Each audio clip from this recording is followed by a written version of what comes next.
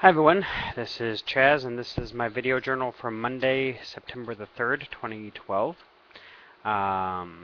It's my first video journal of February, and it's been about 10 days or so since my last video journal, so I wanted to give you all a heads up of what's going on. As you can see, the background has changed yet again because I am making this video journal from my bedroom at the apartment in Bridgeport. So probably most of my video journals from now on will be made with this background. I might occasionally make one from school, but for the most part, this is what you're going to be seeing. So what's been going on since the last time I talked to you all? Well, I had my orientation weekend at Chicago Theological Seminary, which was very nice. It was the first day was information overload, and then the rest of the weekend was pretty much getting to know my fellow classmates and adding a lot of new Facebook friends and even getting a new YouTube subscriber. But I'm all registered for my classes, which start tomorrow. So I'm kind of excited about that. Holly Owen Deckard asked me to do a video about getting around in the city, kind of. I posted to Facebook that one of the downsides of living in the area of Chicago where I live is that the buses stop running around midnight, which is true. I live in Bridgeport, which is a neighborhood on the south side of Chicago. It's where the White Sox play. It's where the Dailies, as in Mayor Daley, lives. It's a ethnically diverse area. It's starting to kind of get gentrified, but it's still very much working class families, working class homes, quiet, except for last night because they were setting off fireworks. I don't know why, but anyway, there are two buses that can get me to the area where I live. And one is the number 8 Halsted bus, and the other one is the number 35 35th Street bus. And neither one of these buses have what's called night owl service. If you live in an area and you have a bus route that has what's called night owl service, that means the bus runs 24 hours a day, 7 days a week. Neither of the buses that get me home have night owl service. They stop running around 12:30 or so. This is slightly problematic because I wanted to go out Friday night, or Saturday night rather, but I was concerned about getting stranded.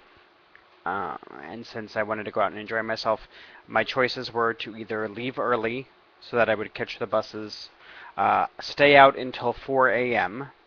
and close the bar and or clubs, and then because that's about when the buses start running again, is around 4:30, and taking a $35 cab ride from where I was going to be going out to home, or taking the train and walking a mile. Now, ordinarily, I wouldn't mind walking a mile, but I don't know the area that I was going to be walking through that well, so I'm not totally sure exactly how safe it is. There's a red line stop about a mile from my house. That's where the 35 bus comes in.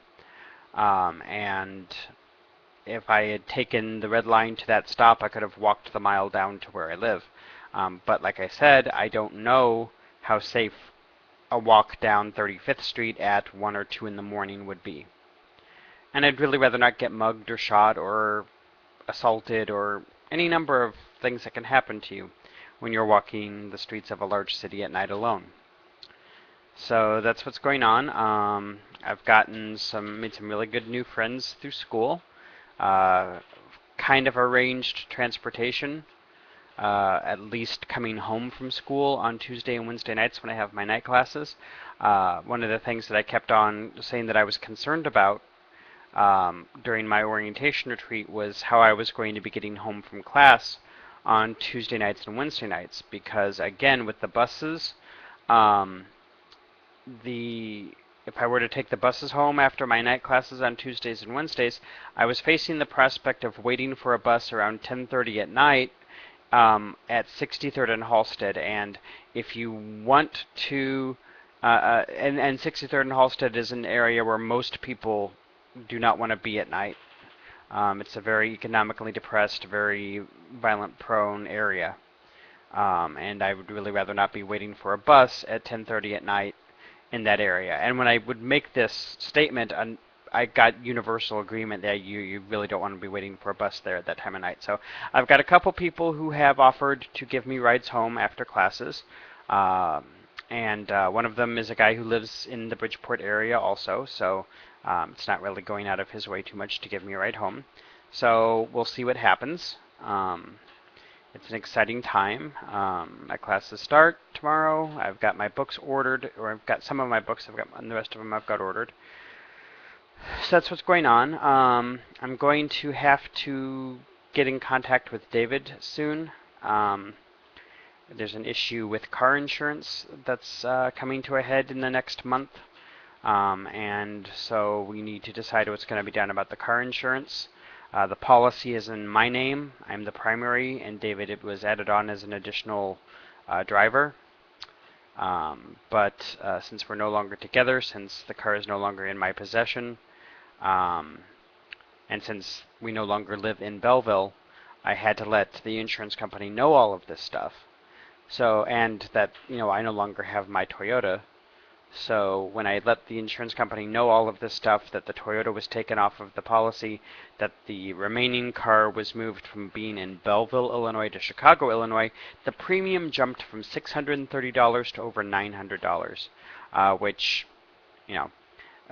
usually the money's taken out of David's accounts. So I don't know. My gut instinct right now is to just cancel the insurance, let David know I'm canceling the insurance. Cancel the insurance and give David a chance to get insurance in his own name, since he's primarily the one driving the car, I'm assuming. I don't even really know where the car is right now. I don't know if it's in Belleville or if it's in Chicago or where it is, which is probably not a really good thing given that the car is in both of our names. I should probably know where it is, but I don't. I'm assuming David has it in Andersonville. Either that or he may be storing the car at his parents'. I just don't know. And I should probably find that out. But, conversations with David tend to go one of two ways. Either they result in my being reduced to tears, or they become adversarial. And I don't know what to do about that. Anyway, our lease at the apartment in Belleville is now officially over. I did manage to find a new tenant for my landlord, so she doesn't have to worry about renting out the apartment, at least as far as I know.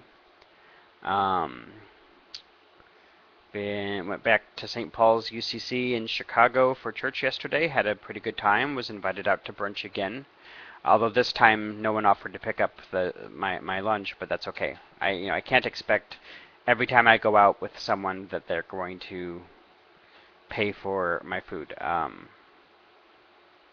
So anyway, let me think what else. So that's about it. Classes start tomorrow. I'll probably make a brief journal entry sometime around Thursday or Friday, after my first week of classes are over.